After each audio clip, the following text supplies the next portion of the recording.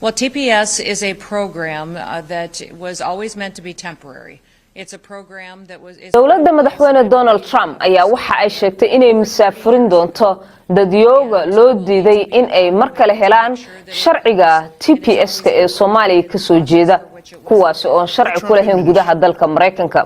afayeenka aqalka cad ee dalka Mareykanka haweeneyda la yiraahdo Carolina Leavitt ayaa waxa ay sheegtay ee dhinaca Twitter-ka loo yaqaanay in ay wixii haatan ka dambeeya dadkaasi aanan haysan sharciyada dalkan Mareykanka sida ku meel gaarka ah TPS-ka hore ugu haystay kuna shaqaysanaya loo celin doono Soomaaliya waxa arintan ay ku soo aadaysaa xilli qabqabasho xoogan ciidamada ICE kuwoodii ugu dambeeyay ee la geeyay gobolka Minnesota ay ka sameynayaan magaalooyinka kala gedisan ee gobolkaasi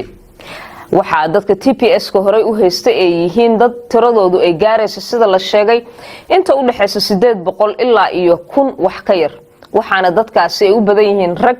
qaarkoodna ku kala sugan gobollo kala gedisan in badan oo dadkaasi kamid ah waxa ay ka sameysteen gudaha wadanka Mareykanka noloshooda oo waxa ay ahaayeen dad shaqaysta guryo leh ilmo leh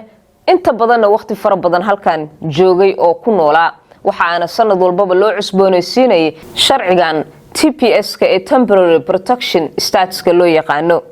haddaba arintan waxa ay ku soo beegmaysaa xilli dhinaca kale to gobolka Minnesota magaalooyin hor leh ay ku sifaafayaan ciidamada ICE halkaas oo dad fara badan ay ka qabanayaan guryaha goobaha ganacsiga wadooyinka iyo meelo kala gedisanba dadkii ugu dambeeyay ee la qabqabtay dhalinyaro Soomaali ah oo waxa ku jira darbiga dhalinyarada loo yaqaano amaba dalkan Mareykanka lugta ku yimid kuwaas oo wiilal iyo gabdhaba isugu jira oo xabsiyada la dhigay 24 saac ugu dambeysay waxa adag in la ogaado ama la tago goobaha ICE ee dadka ku xirxirayso waxaana jirto meelaha qaarkood in la hadal hayo dadka aan sharciyada haysanin in loo diyaarinayo in wadanka laga masaafuriyo